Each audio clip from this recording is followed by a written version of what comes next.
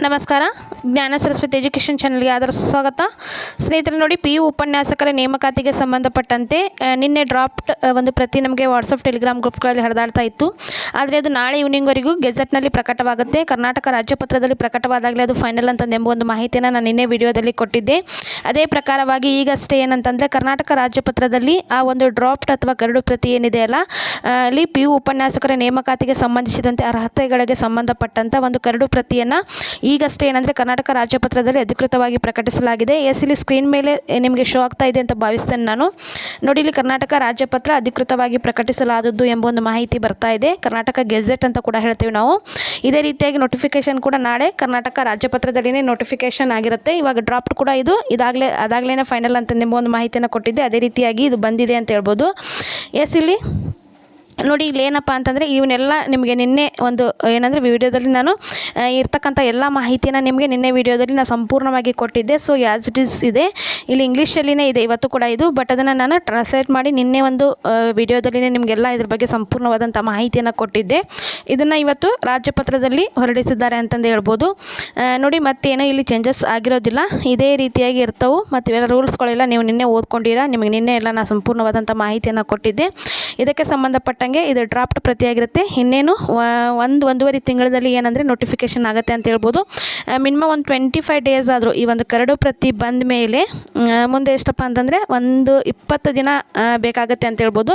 ಇಲ್ಲಿ ಡೇಟ್ ಕೂಡ ಮೆನ್ಷನ್ ಮಾಡಿರ್ತಾರೆ. ನಿಮಗೆ ಇಲ್ಲಿ ಶೋ ಆಗ್ತಾ ಇದೆ ಅಂತ ಭಾವಿಸ್ತಾನೆ. ಕರ್ನಾಟಕ ರಾಜ್ಯಪತ್ರ ಬುಧವಾರ 21 ಆಗಸ್ಟ್ 2024 ಇವತ್ತು ಏನಂದರೆ ಕರಡಿನಲ್ಲಿ ಬಂದಿದೆ. ಇದು ಇಲ್ಲಿಂದ ಏನಂದರೆ ಒಂದು 15ರಿಂದ 20 ದಿನಗಳ ಕಾಲ ಇದಕ್ಕೆ ಈಗ ಕೊಟ್ಟಂತಹ ರೂಲ್ಸ್ಗಳು ರೆಗ್ಯುಲೇಷನ್ಸ್ಗಳು ಏನಿದಾವಲ್ಲ, ಇದಕ್ಕೆ ಯಾರಾದರೂ ಆಕ್ಷೇಪಣೆಯನ್ನು ಸಲ್ಲಿಸೋರಿದ್ರೆ ಸಲ್ಲಿಸಬಹುದು. ಇಲ್ಲಿರ್ತಕ್ಕಂಥ ಅಂದರೆ ಮೊದಲಿಗೆಲ್ಲ 50% ಇತ್ತು, ಇವಾಗ 55% ಆಗಿದೆ. ಇದಕ್ಕೆ ಸಂಬಂಧಪಟ್ಟಂಗೆ ಆಗಿರ್ಬೋದು ಬೇರೆ ಬೇರೆ ಮತ್ತೆ ರೂಲ್ಸ್ಗಳು ಏನಿದಾವಲ್ಲ ಇದರಲ್ಲಿ, ಇವುಗಳಿಗೆಲ್ಲ ನೀವೇನಂತಂದರೆ ನಿಮಗೆ ಬೇಕಾದಂಗೆ ಏನಂತಂದರೆ ಆಕ್ಷೇಪಣೆಗಳನ್ನು ಸಲ್ಲಿಸೋರಿದ್ರೆ ಯಾರಾದರೂ ಕೂಡ ಮಾಹಿತಿ ಹಕ್ಕಿನ ಅಡಿಯಲ್ಲಿ ಒಂದು ಆಕ್ಷೇಪಣೆಗಳನ್ನು ಸಲ್ಲಿಸಬಹುದು. ಸೊ ಇದಕ್ಕೆಲ್ಲ ಏನಂತಂದರೆ ಒಂದು 20 ಡೇಸ್ ಟೈಮ್ ಆಗುತ್ತೆ. ಅದು ಆದಮೇಲೆ ಮತ್ತೆ ಅದನ್ನು ಪರಿಶೀಲನೆ ಮಾಡಲಿಕ್ಕೆ ಒಂದು 10 ಡೇಸ್ ಅಂತ ಇಟ್ಕೊಳ್ಳೋಣ. ನಾನು ಅದೇ ಹೇಳಿದ್ದೆ, ಸೆಪ್ಟೆಂಬರ್ 15 ನಂತರ ನೋಟಿಫಿಕೇಷನ್ ಆಗುತ್ತೆ. ನೋಡಿ, ಅಕ್ಟೋಬರ್ ಫಸ್ಟ್ ವೀಕಲ್ಲಾದರೂ ಕೂಡ ಯಾವುದೇ ಡೌಟ್ ಇಲ್ಲ. ಒಟ್ಟಿನಲ್ಲಿ ಏನಂದರೆ 2024 ಎಂಡಲ್ಲಿ ಏನಂತಂದರೆ ಇದೊಂದು ಎಕ್ಸಾಮ್ ಬರುತ್ತೆ ಅಂತಂದು ಹೇಳ್ಬೋದು.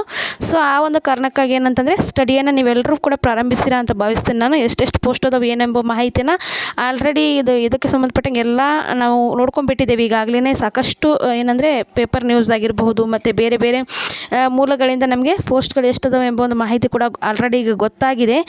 ಅದೆಲ್ಲ ಒಟ್ಟಾರೆಯಾಗಿ ಫೈನಲ್ ಆಗಿ ನಮಗೆ ನೋಟಿಫಿಕೇಷನ್ ಆದಾಗ ಇನ್ನೂ ನಮಗೆ ಕ್ಲಾರಿಟಿ ಬರುತ್ತೆ ಅಂತ ಹೇಳ್ತಾ, ಪೋಸ್ಟ್ ಎಷ್ಟಾದರೂ ಇರಲಿ, ನಾವು ಒಟ್ಟಿನಲ್ಲಿ ಏನಪ್ಪ ಅಂದರೆ ನಮ್ಮದೊಂದು ಪೋಸ್ಟ್ ಆಗಲಿ ಎಂಬುದು ಮನೋಭಾವನೆಯನ್ನು ಇಟ್ಕೊಂಡು ಸ್ಟಡಿಯನ್ನು ಮಾಡಿ. ಇಲ್ಲಿ ನಿಮಗೆ ಇದು ಇವಾಗ ಕ್ಲಾರಿಫೈ ಆಯಿತು ಅಂತ ಭಾವಿಸ್ತೇನೆ ನಾನು. ನಿನ್ನೆ ಹೇಳಿದ್ದೆ ಅದೇ ಪ್ರಕಾರವಾಗಿ ಕರ್ನಾಟಕ ರಾಜ್ಯಪತ್ರದಲ್ಲಿ ಇದು ಬಂದಿರುತ್ತೆ ಅಂತ ಹೇಳ್ಬೋದು. ಈ ಒಂದು PDF-ಅನ್ನು ನಮ್ಮ ಒಂದು ಟೆಲಿಗ್ರಾಮ್ ಮತ್ತು ವಾಟ್ಸಪ್ ಗ್ರೂಪ್ನಲ್ಲಿ ನಾನು ಶೇರ್ ಮಾಡಿರ್ತೀನಿ. ಬೇಕಂದರೆ ಡೌನ್ಲೋಡ್ ಮಾಡಿಕೊಂಡು ಇನ್ನೊಂದು ಸರಿ ನೀಟಾಗಿ ನೋಡ್ಕೋಬಹುದು ಅಂತ ಹೇಳ್ತಾ, ಓಕೆ ಎಲ್ಲರೂ ಕೂಡ ಶುಭವಾಗಲಿ. ಎಲ್ಲರಿಗೂ ಕೂಡ ಆಲ್ ದ ಬೆಸ್ಟ್. ಚೆನ್ನಾಗಿ ಅಭ್ಯಾಸ ಮಾಡಿ ಅಂತ ಹೇಳ್ತಾ, ಜೊತೆಗೇ ಅಂತೆ ಹಿಸ್ಟ್ರಿ ಸಬ್ಜೆಕ್ಟಿಗೆ ಸಂಬಂಧಪಟ್ಟಂತೆ ಓಲ್ಡ್ ಕ್ವಶನ್ ಪೇಪರ್ಗಳನ್ನು ನಾನು ಇವತ್ತಿಂದ ಬಿಡಿಸ್ತಾ ಇದ್ದೀನಿ. ಸೊ ಆಲ್ರೆಡಿ ಒಂದು 30 ಕ್ವಶನ್ಸನ್ನು ಫಸ್ಟ್ ಪೇಪರಲ್ಲಿ ಬಿಡಿಸಿ ಹಾಕಿದ್ದೆ ನಾನು.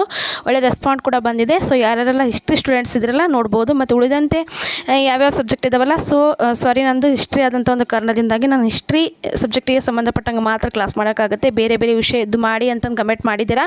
ಆದರೆ ನನಗೆ ಅಷ್ಟು ಅದಕ್ಕೆ ಸಂಬಂಧಪಟ್ಟಂಗೆ ಅಷ್ಟು ಮಾಹಿತಿ ನನಗೆ ಆಗೋದಿಲ್ಲ. ಸೊ ಅದಕ್ಕಾಗಿ ನನಗೆ ಇತಿಹಾಸಕ್ಕೆ ನಾನು ಎಷ್ಟು ಮಾಹಿತಿಯನ್ನು ಸಂಗ್ರಹ ಮಾಡಿರ್ತೇನಲ್ಲ, ಅದಕ್ಕೆ ಸಂಬಂಧಪಟ್ಟಂಗೆ ನಿಮ್ಗೆ ಏನೇ ಅಪ್ಡೇಟ್ಸ್ಗಳಿದ್ರು ಕೂಡ ನನ್ನ ಒಂದು ಚಾನಲ್ದಲ್ಲಿ ನಾನು ಕೊಡ್ತಾ ಹೋಗ್ತೀನಿ ಅಂತ ಹೇಳ್ತಾ, ಓಕೆ, ಥ್ಯಾಂಕ್ ಯು ಆಲ್.